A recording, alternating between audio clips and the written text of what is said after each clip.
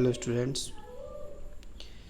तो आज हम लोग कंप्यूटर साइंस क्लास 12th का सिलेबस के बारे में हम बताने जा रहे हैं। इसके बाद हम लोग तुरंत बूलियन अलजेब्रा जो फर्स्ट यूनिट हम बताएंगे, है ना। तो जैसा कि आप सभी को पता होना चाहिए कि जब से पिछले हम 15 सालों से कंप्यूटर साइंस पढ़ा रहे हैं और मान के चलते हैं कि 2008-9 से अभी तक कंप्यूटर साइंस का जो सिलेबस है वो उसमें कोई बदलाव नहीं किया गया है, ठीक है। और लगातार हम प्रत्येक साल हम अप टू डेट हैं। झारखंड सरकार के जो गाइडलाइंस आते आ रहे हैं उसके साथ में हम देखते आ रहे हैं, लेकिन अभी तक ऐसा कोई सिलेबस जारी नहीं हुआ है, न्यू सिलेबस नहीं हुआ है, आया है।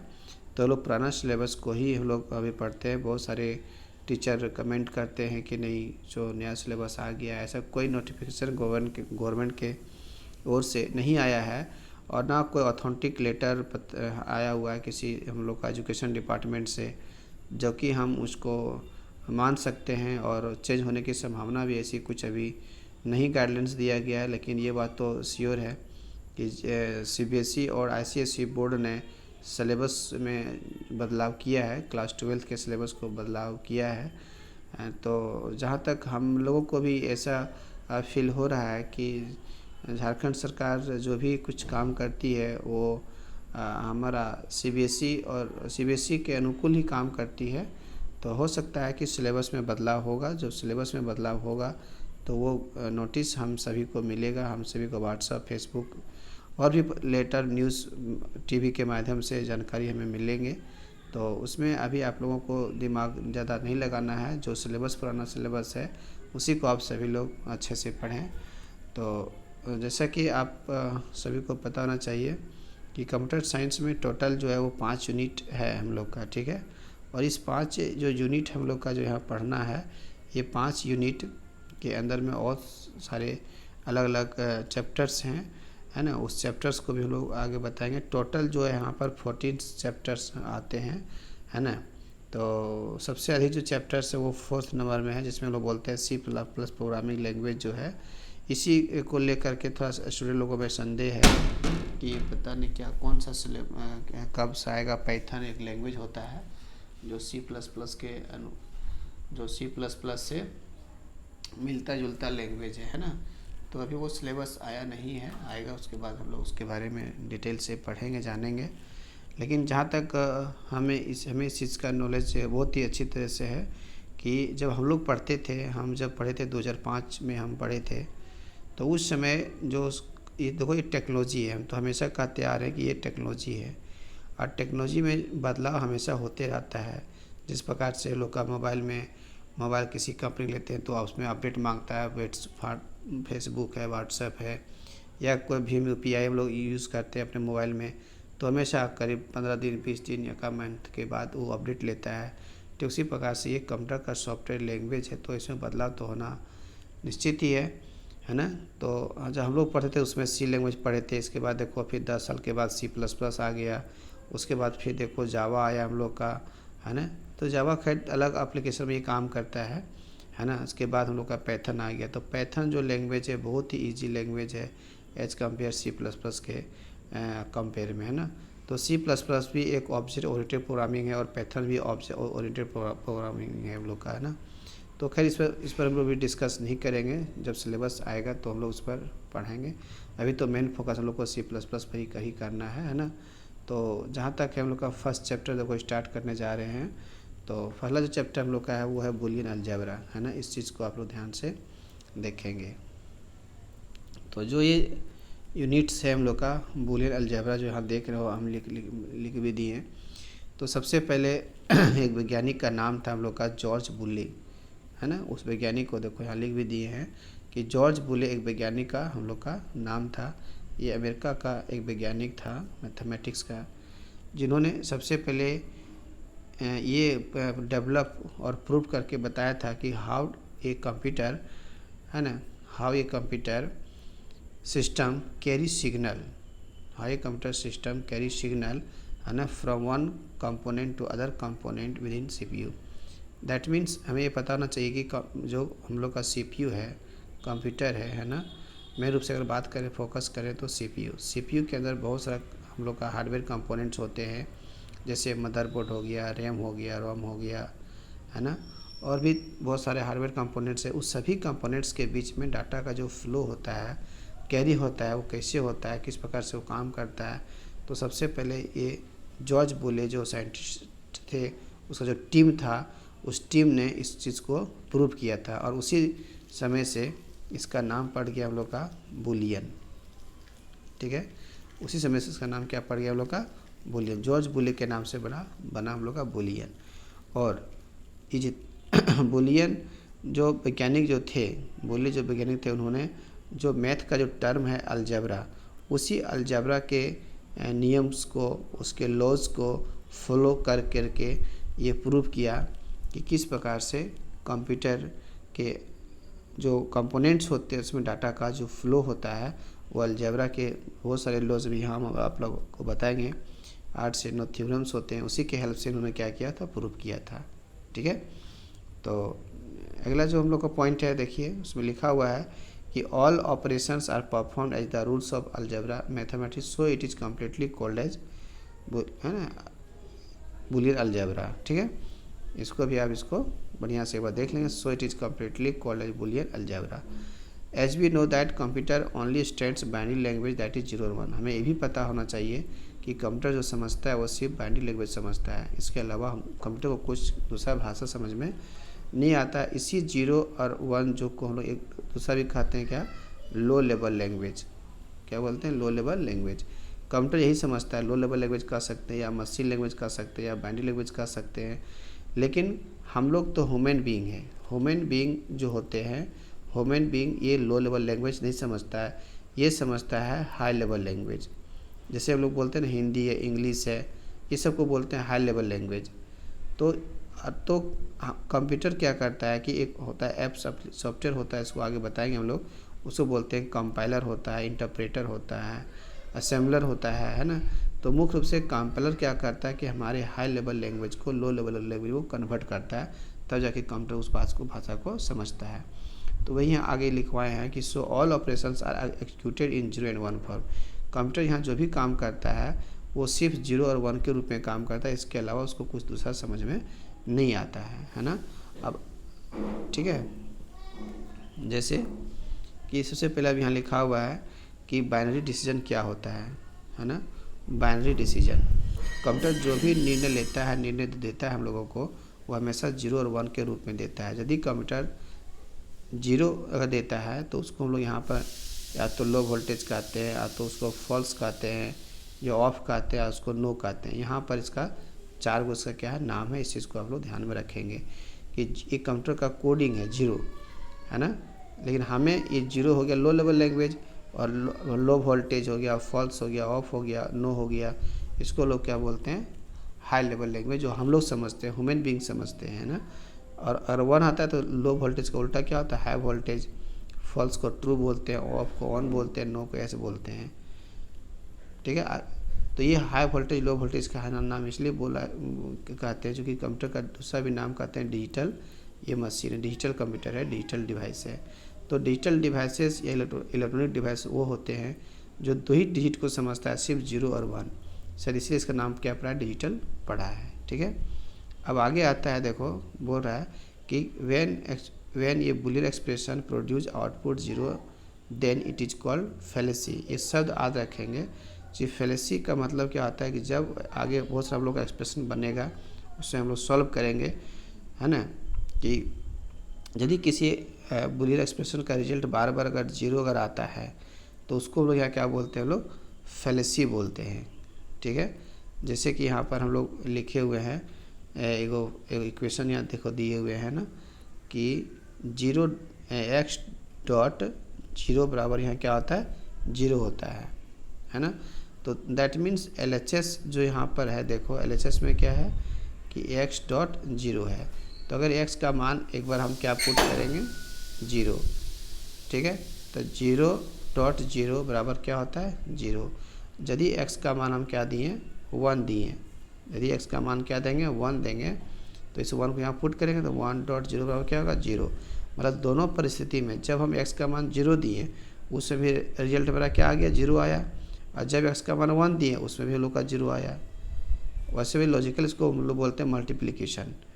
तो यदि किसी एक्सप्रेशन का रिजल्ट बार बार अगर 0 आता है तो ये टर्म याद रखना कि फॉल्स से बना क्या हम लोग का फैलेसी। ये टर्मोलॉजी बहुत बार पूछता है ना, कि वैसा बुलियन एक्सप्रेशन जिसका रिजल्ट बार बार 0 अगर आता है तो उस केस में इस रिजल्ट को क्या बोलेंगे लोग, फैलेसी बोलेंगे। ठीक है। अगला देखो शब्द आता है टोटियोलॉजी।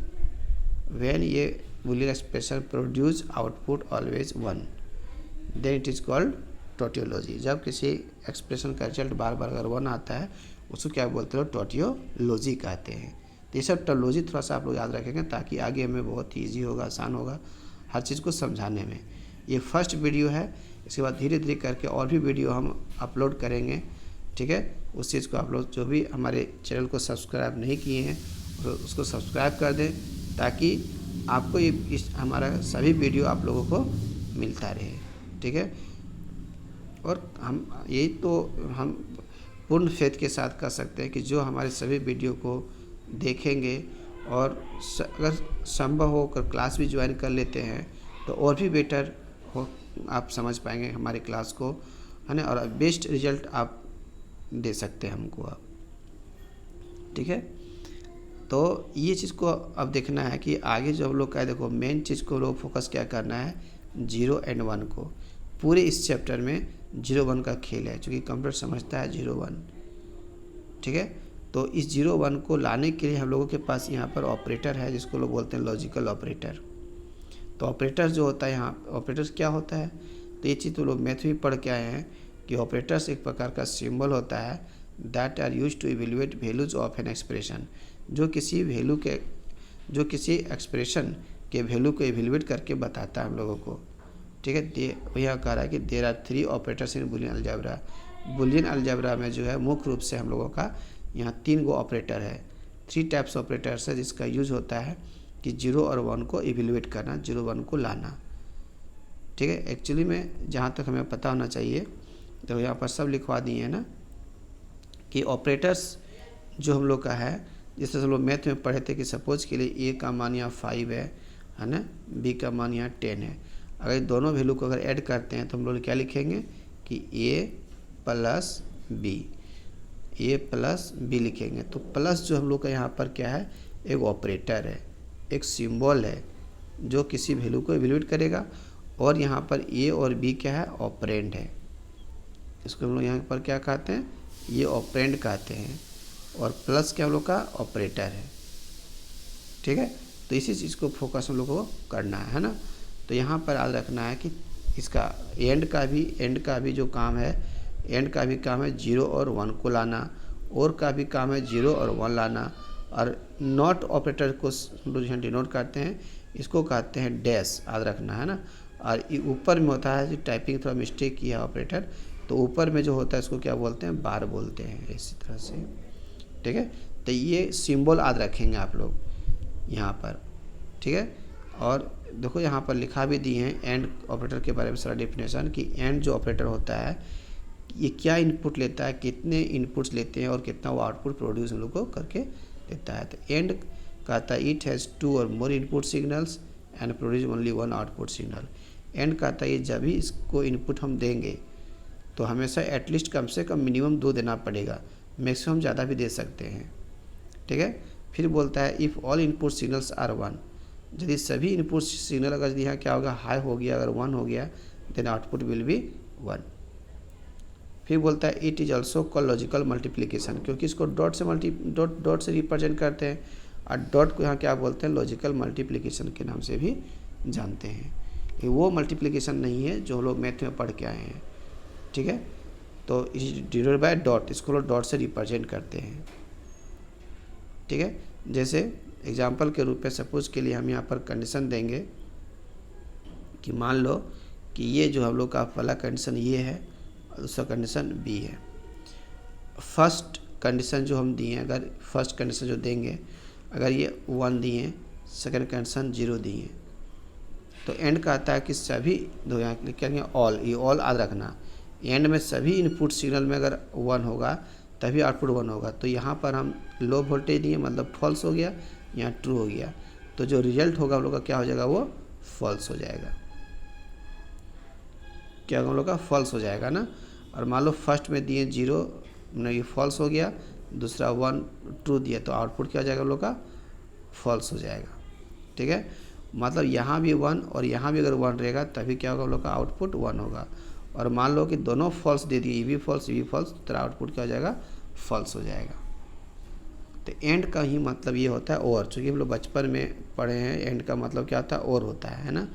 एक और भी अगर हम लोग अपने शब्दों में अगर कह सकते हैं कि कैसे काम करता है, सपोज के लिए हम ये जो कंडीशन इसको बोल दें कि सपोज के लिए मेरे पास कॉलेज है, इस कॉलेज में हम उसी बच्चे को एडमिशन लेंगे जिसका पास कंडीशन ये नंबर में कंडीशन क्या दी है कि उसका मार्क्स जो होना चाहिए वो 80 से एबव होना चाहिए। अगर ग्रेटर अगर 80 है तभी हम लेंगे, और उसके पास पैसा होना चाहिए 5000। ये हो गया कंडीशन नंबर बी।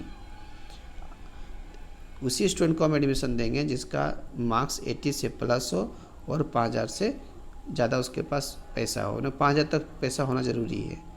तो मान लो पहला स्टूडेंट आता है, वो बोलता है कि नहीं पहला कंडीशन क्या 80% मेरा है, पैसा नहीं है लेकिन मार्क्स तो है, लेकिन एडमिशन होगा उसका, नहीं होगा। तो ये और कहता है कि दोनों होना चाहिए।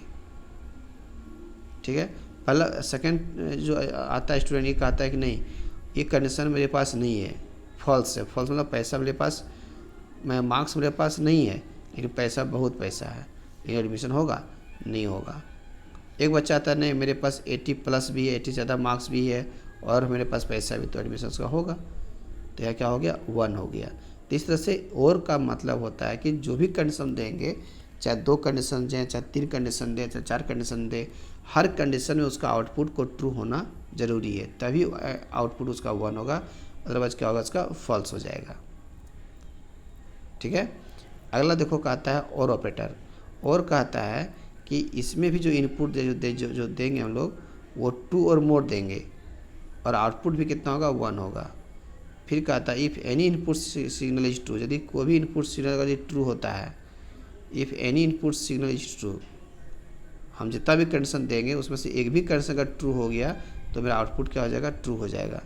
और इसको दूसरा भी नाम क्या दिए, लॉजिकल एडिशन। यही सब चीज़ मेन टर्म होता है जो स्टूडेंट को एग्ज़ाम में एक पॉइंट नंबर उठाने में उसको बहुत ही ईजी और कंसेप्ट क्लियर होकर के मार्क्स को स्कोरिंग कर सकते हैं वो, है ना। और इसको डिनोट किससे कहते हैं, प्लस से। ये जो प्लस का जो सिंबल जो लोग पढ़े हैं इसे यहाँ क्या कहते हैं, लॉजिकल एडिशन बोलते हैं, तो और ऑपरेटर बोलते हैं। ठीक है, तो इसमें भी कहता है कि एक भी इनपुट अगर ट्रू हुआ तो तेरा आउटपुट क्या हो जाएगा हम लोग का, ट्रू हो जाएगा। ठीक है, नॉट ऑपरेटर, इसको एग्जाम्पल अगर देखें अगर यदि हम लोग, तो सपोज़ के लिए यहाँ पर हम दे देते हैं सपोज़ कि एक कंडीशन x है, एक कंडीशन y है, और ये हम लोग का यहाँ पर हम लोग रिजल्ट लिख रहे हैं कि रिजल्ट क्या होगा, है ना। मान लो पहला कंडीशन जो दिए वो ट्रू है, ये कंडीशन फॉल्स है, तो रिजल्ट क्या हो जाएगा हम लोग का, ट्रू हो जाएगा। क्या हम लोग का, ट्रू हो जाएगा। मतलब एक भी कंडीशन ट्रू हुआ तो आउटपुट ट्रू, पहला कंडीशन फॉल्स है, ये कंडीशन ट्रू है, तो फिर भी आउटपुट क्या होगा, ट्रू होगा, है ना। अगर दोनों ट्रू, ये भी ट्रू है और ये भी ट्रू है, तो भी रिजल्ट क्या होगा, ट्रू होगा ना। दोनों अगर यदि फॉल्स हुआ, ये भी फॉल्स ये भी फॉल्स, तभी कंडीशन तेरा फॉल्स होगा। ठीक है, तो दैट मीन्स हम कह सकते हैं कि और एक तरह से लॉजिकल एडिशन भी कर सकते हैं इसको, जैसे जोड़ेंगे नियम के अनुसार से, तो 1 + 0 बराबर क्या होगा, 1 होगा। 0 + 1 क्या होगा, 1 होगा। 1 + 1 क्या होता है, 2 होता है, लेकिन 2 भी एक नॉन जीरो याद रखना है यहाँ पर कंप्यूटर केस में कि अगर जीरो का अगर यदि कभी रिजल्ट कंप्यूटर केस में अगर जीरो आता है, जीरो अगर आता है तो उसको बोलते हैं यहाँ पर लोग फॉल्स होता है। और जब भी कभी रिजल्ट नॉन जीरो अगर आ गया, क्या आ गया, नॉन जीरो का मतलब हुआ चाहे 1 आ जाए या 2 आ जाए या -5 आ जाए, कभी है ना 73 आ जाए, तो all these are numbers are the non zero values and computer treats its as the true value not false. Computer false कब समझता है, जब उसका रिजल्ट हमेशा क्या होता है, जीरो होता है।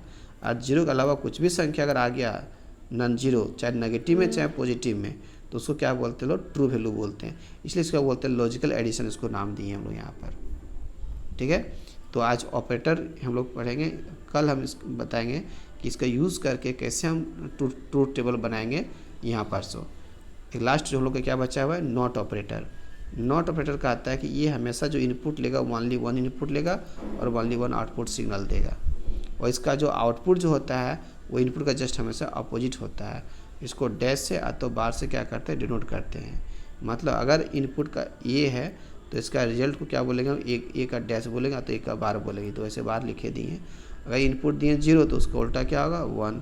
इनपुट अगर 1 दिए तो उसका आउटपुट क्या हो जाएगा, 0। ठीक है, इस प्रकार से हम लोग इसको क्या कहते हैं कि ये ऑपरेटर है। तो ऑपरेटर अगर हम बढ़िया से अगर सीख जाते हैं तो हमें क्या होगा कि हम हर प्रकार के अलग अलग कॉम्बिनेशन में इनपुट दे करके उसके आउटपुट को लोग समझ सकते हैं। ठीक है, तो आज का क्लास हम यहीं पर ऑफ करते हैं। अगला वीडियो फिर से हम अपलोड करेंगे, तब तक इसको आप लोग इसका नोट्स बढ़िया से तैयार कर लें, और तैयार करने के बाद कभी भी किसी को अगर दिक्कत हो तो आप कमेंट करके बता सकते हैं, या हमारा नंबर जो है वो आप लोग को तो मिल ही जाएगा, तो उसे भी आप हमको भेज सकते हैं। ठीक है, थैंक यू।